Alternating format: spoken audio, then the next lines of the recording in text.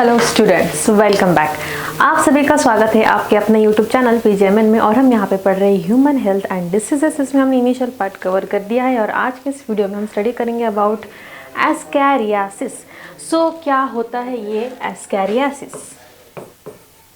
सो ascariasis, अभी यहाँ पे जितने भी ऐसे वर्ड्स आएंगे जिसके एंडिंग में हमें IS या SIS होता है, इसका मीनिंग होता है infection cause by any living thing. अभी जैसे यहाँ पे एस्कैरियासिस नाम का एक ऑर्गेनिज्म होता है, इसने जिस डिसीज को या जिस इन्फेक्शन को कॉज किया है, इस डिसीज या इस इन्फेक्शन को कहा जाता है ascariasis.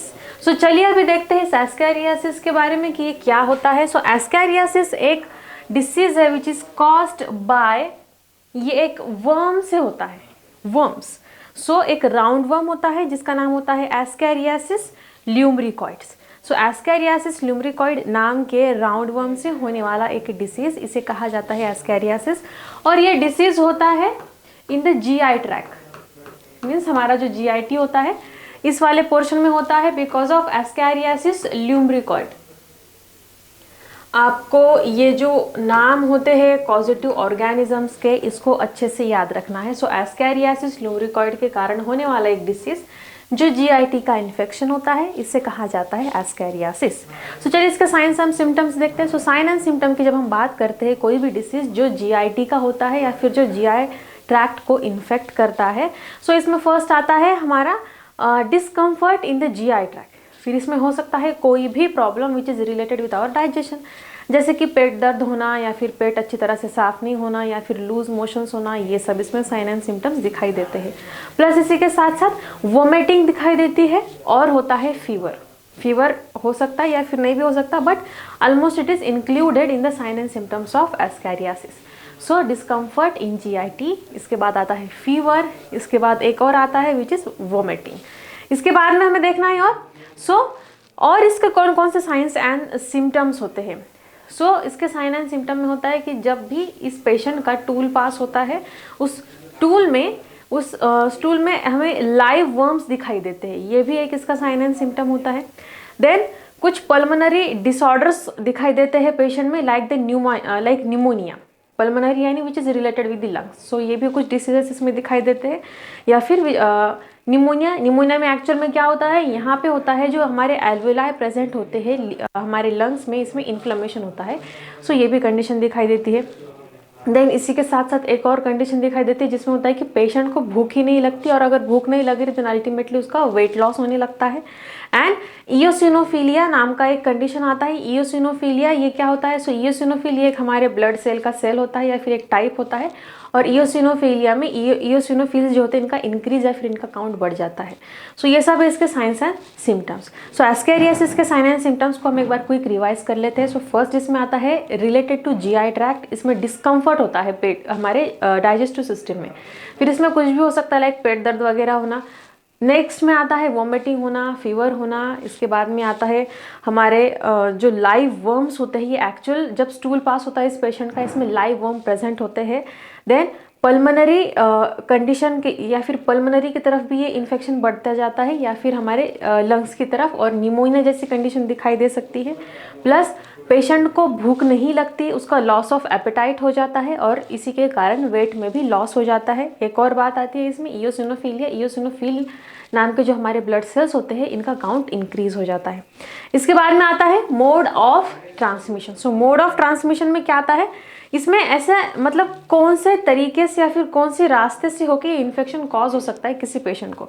So in the mode of transmission क्या होता है, अगर सिंपल कोई कंटामिनेटेड फूड या वाटर को हम इंजेस्ट कर रहे हैं, खा रहे हैं, पी रहे हैं, सो ये डिसीज हो सकता है। जितने भी GI से रिलेटेड इन्फेक्शन होते हैं इनका फर्स्ट मोड ऑफ ट्रांसमिशन होता है कंटामिनेटेड फूड या फिर कंटामिनेटेड वाटर, जो हम डायरेक्टली खा लेते हैं या फिर पी लेते हैं।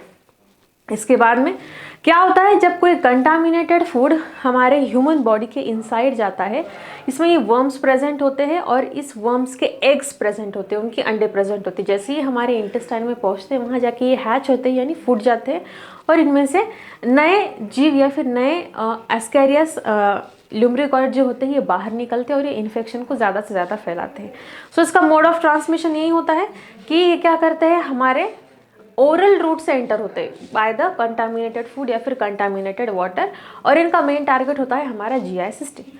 इसके बाद में आता है diagnosis and treatment. So diagnosis में जितने भी जीआई रिलेटेड इन्फेक्शन होते हैं, अगेन सेम इसके डायग्नोसिस के लिए स्टूल का एग्जामिनेशन किया जाता है, माइक्रोस्कोपिक एग्जामिनेशन, और स्टूल में पाए जाने वाले जो लाइव वर्म्स होते हैं या फिर जो इन्फेक्टेड बैक्टीरिया वगैरह सब होता है, इनके ऊपर से डायग्नोस किया जाता है कि इन्फेक्शन कौन सा है।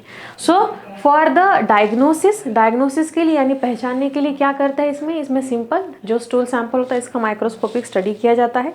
एंड देन ट्रीटमेंट में इसके लिए कुछ एंटी एस्कैरियासिस वाले ड्रग या फिर ऐसे ड्रग्स जो इन एस्कैरियासिस को मार सकते हैं, इन्हें कहा जाता है एंटी हेलमिंथिस।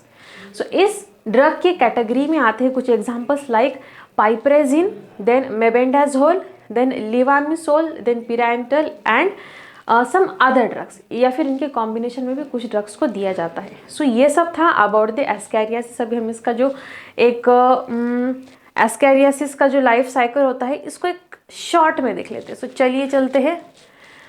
सो ये वाला है ये पोर्शन, इसमें बताया गया है कि एस्कैरियासिस हमारे बॉडी में एंटर कैसे करता है और हमें इन्फेक्शन कैसे देता है। So starting from the swallowing by the man. So contaminated food होता है जिसको सॉलो किया जा रहा है। सो फर्स्ट है कंटामिनेटेड फूड। कंटामिनेटेड फूड को जब मैन कोई सॉलो करता है, फिर वो सॉलो करने के बाद कहाँ जाएगा? सो ये है कंटामिनेटेड फूड। ओके, इसको किसी एक मैन, ह्यूमन, कोई भी इसको खा लेता है, दैट इज द स्वेलोइंग। अगर हम कुछ भी खाते हैं सो ये कहा जाता है, ये जाता है इन द इंटेस्टाइन। सो ये भी इंटेस्टाइन में चला गया। फिर इंटेस्टाइन से एब्जॉर्प्शन के थ्रू ये आ जाता है ब्लड में। फिर हमारा ब्लड तो पूरे बॉडी में सर्कुलेट होता है। फिर ये हार्ट में चला जाता है। फिर यहाँ से वो लंग्स में भी जाता है। अब जब ये लंग्स में जाता है सो इसके बाद ये जाता है ट्रकिया में। अभी ट्रकिया आपको सभी को पता ही होगा, ये सब हमारा बेसिक सिस्टम्स के स्ट्रक्चर है जो आपको अच्छे से आनी चाहिए। इसके बाद में ट्रकिया में आता है, फिर ट्रकिया से होकर के जाता है फैरिंग्स में, फिर फैरिंग्स से ये जाता है इसोफेगस में। अगेन अभी ये इसोफेगस से होकर के जाने वाला है इंटेस्टाइन में। और अभी यहाँ पे इंटेस्टाइन में हमारे पास अडल्ट वर्म्स प्रेजेंट होते हैं, यानी कि जो कम्प्लीटली मैच्योर और जो इन्फेक्शन को प्रोड्यूस कर सकते हैं। नाउ इंटेस्टाइन में आने के बाद ये सब वर्म्स वहाँ प्रेजेंट है। सो ये एक अडल्ट को कम्प्लीटली इन्फेक्टेड करने के लिए सफिशिएंट होते हैं। अभी क्या होने वाला है, फिर इंटेस्टाइन में हमारे पास अडल्ट वर्म्स प्रेजेंट होते हैं और यही अडल्ट वर्म्स इंटेस्टाइन से होकर के ऑब्वियसली उस ह्यूमन को या फिर जिस ह्यूमन के इनसाइड है उसे तो इन्फेक्टेड करने ही वाले हैं, बट इसी के साथ साथ ये अडल्ट वर्म्स जो होते हैं ये इंटेस्टाइन से होकर के उस इन्फेक्टेड ह्यूमन के स्टूल में, यानी कि उसका जो फीकल मटेरियल होता है इसमें भी चले जाते हैं। और ये जो अडल्ट इन्फेक्टेड पेशेंट था इसके स्टूल में भी अभी ये फर्टिलाइज्ड एग्स प्रेजेंट है इन द फीसस, या फिर उसके स्टूल में ये फर्टिलाइज्ड एग प्रेजेंट है। ये एग्स किसके हैं? ये है एस्कैरियासिस के एग्स। और जब भी ऐसा कोई पर्सन कहीं पे स्टूल कर रहा है, या फिर मान लो कि अगर वो खुले में जाता है और वहाँ पे ये स्टूल कर रहा है या फिर डिफिकेशन कर रहा है, सो वहाँ के सॉइल में इसके जो लार्वी है या फिर इसके जो एग्स थे ये वहाँ पे कुछ समय के बाद फर्टिलाइज हो जाते हैं और हैच हो जाते हैं। और फिर क्या होता है, वहाँ पे और एस्कैरियासिस वर्म्स प्रोड्यूस हो जाते हैं और ये वर्म्स फिर कोई और कंटामिनेशन के रूट से वापस से उतने रीजन के लोगों को इन्फेक्टेड कर सकते हैं। सो ये था लाइफ साइकिल ऑफ एस्कैरियासिस। सो इसको स्टार्ट किया था फ्रॉम द कंटामिनेटेड फूड। कोई इंसान के अंदर अगर हम कंटामिनेटेड फूड खाते हैं देन क्या होता है, वो हमारे कंप्लीट सिस्टम में ट्रैवल कर रहा है। ठीक है, इनिशियली वो आता है इंटेस्टाइन में, मुंह से खा रहे हैं हम, इंटेस्टाइन में चला गया, एब्जॉर्प्शन के थ्रू फिर ये ब्लड में चला जाता है, फिर ब्लड पूरे बॉडी में सर्कुलेट होता है, उसी के साथ साथ ये वर्म भी पूरे बॉडी में सर्कुलेट होता है। और जितने भी वर्म्स होते हैं ये सब अभी एक अडल्ट स्टेज पे पहुंच जाते हैं और ये वापस से इंटेस्टाइन में आकर के पहुंच गए। फिर इंटेस्टाइन में जब डिफिकेशन होता है सो उस फिसिस के साथ ये जो वर्म्स थे या फिर इनके जो एग्स थे ये उस ह्यूमन के बॉडी के बाहर जाते हैं और नाउ ये रेडी होता है कि किसी और ह्यूमन को भी ये इन्फेक्ट कर सकते हैं। सो ये है एक life cycle of ascariasis. Now अभी हमें देखना है कि इसका प्रिवेंशन एंड कंट्रोल कैसे करें।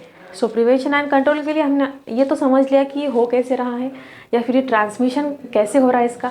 सो कैसे हो रहा है ट्रांसमिशन, जब कोई इन्फेक्टेड पर्सन इस तरह से किसी ओपन स्पेस में डिफिकेशन करेगा सो वहाँ से ऑब्वियसली किसी कुछ वेक्टर्स लाइक मस्कीटो है या फिर होम फ्लाइज है, इनके थ्रू हो सकता है कि ये एक जगह से दूसरी एक जगह से दूसरी जगह पे ट्रांसफ़र हो सके। सो दैट्स वाई अगर इस टाइप के डिसीजेस को प्रिवेंट करना है, सो सबसे पहला प्रिवेंशन एंड कंट्रोल का मेजर होता है कि ओपन स्पेस में हमें डिफिकेशन नहीं करना चाहिए या फिर इस वाले कंडीशन पे कम्प्लीटली बैन आना चाहिए। सो ओपन स्पेस में डिफिकेशन करना नहीं है अगर हमें एस्कैरियासिस जैसे इन्फेक्शंस को प्रिवेंट करना है। इसके बाद में आता है कि हमें हाइजीन मेंटेन करना है। हाइजीन में क्या करेंगे हम? हाइजीन में सिंपल हमें खाना खाने से पहले और आफ्टर डिफिकेशन अपने हैंड्स को अच्छे से वॉश करना है। ये कुछ क्लीनलीनेस के जो मेजर्स है इन्हें हमें डे बाय डे हमारे डेली रूटीन में फॉलो करना है। देन सेकेंडली आता है कि अगर हम कुछ सब्ज़ी वगैरह कच्चे फॉर्म में खाते हैं या फिर जो हम सैलेड वगैरह बना के खाते हैं, सो इसको हमें अच्छे से क्लीन वॉश करके ही खाना है।